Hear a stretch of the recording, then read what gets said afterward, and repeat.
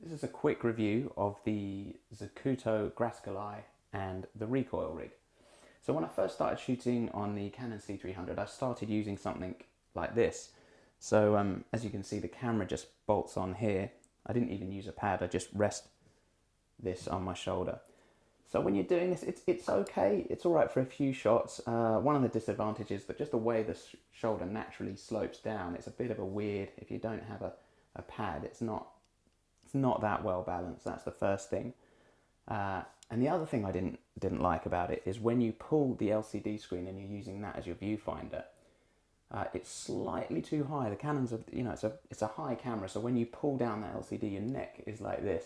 It's okay for a few shots, but I found if you're shooting for any kind of time off the shoulder with your neck like this, you end up with a bit of a crook in your neck. It's not the best way to shoot.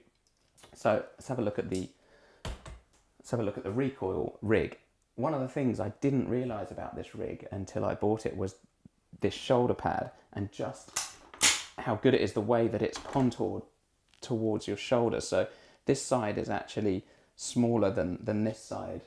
It feels really solid. There's something, it's almost like having an old kind of digibeta camera back on your shoulder. It's great. And with my previous rig, I never used to shoot with lenses with anything tighter than a 50mm. I used to shoot 50mm and wider.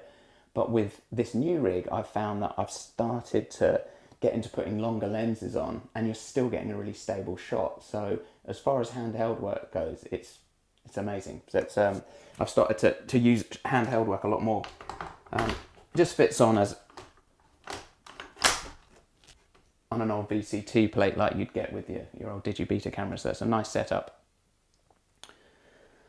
The next thing that I didn't really like about shooting with the LCD screen, and I'm sure everyone's had this, it's the whole sunlight thing. I was recently on a shoot in Finland. It was, the sun was up 24 hours a day, and so often the sun's kind of would just hang low in the sky and would be blasting into the monitor. So if it's behind you, you're getting reflections and you're looking at the LCD screen thinking, oh, is that in focus? And you're never quite sure using the LCD screen. And the other thing is, if the sun's in front of you and you're shooting deliberately into the sun, your eye is struggling to see. The brightness of it is really hard to focus on a darker LCD screen. That is where this really helps.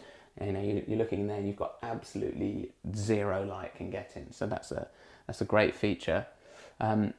Another thing that I hadn't realised before, but when I'd looked at all these videos online, and the way they position this, the way the LCD monitor is positioned is upside down. So I was thinking, well, your microphone's going to end up sticking in the air, which I thought, well, that's not going to work. But what I hadn't realised is, if you look on the other side here, the mic holder just comes off here, screws onto the side onto that plate, so you don't lose your mic. There's another thing you don't really realise when you look at all these videos, is just how well made it is and how solid the gear is. This whole section, there's nothing plastic on it. Every single part of it is metal, and then you've got this nice wooden handle.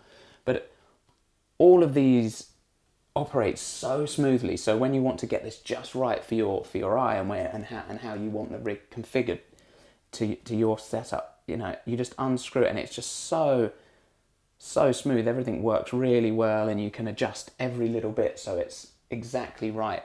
And that's something that I haven't had for a while. Always before these LCD screens, you just it was always a bit of a struggle to try to get it to work for you. This is something that just works. With the C300, the Mark 1, you'd have a plastic handle with just one screw going down into the camera. The problem with that was you've got a weak handle, and if you're putting long lenses, matte boxes and so on your camera, you've got a hell of a lot of weight on that one small handle. So I was never a fan of that. The Mark II, they improved it. They used a helmet which has 3 screws going into it, and then another 2 screws for the handle on the top. That was good because it was much more solid. The problem was, those are all Allen key screws. So to undo 5 screws to take your handle off is a bit of a pain. So if you're going to put the camera onto something like a slider, or you're putting it onto a jib, or maybe just even to fit it into a bag, and you want to take the handle off, you're going to be there forever. This is where Zacuto have really thought about this. This is just a little quick release screw here, undo that, slide off. So easy. This is the great thing about it. Getting onto the eye itself, I'm not going to say too much about this because it's been covered elsewhere, but as you can see here, just the size of it, it's small, it's really solid, and it's absolutely crammed with features like false colour, peaking, and so on and so on.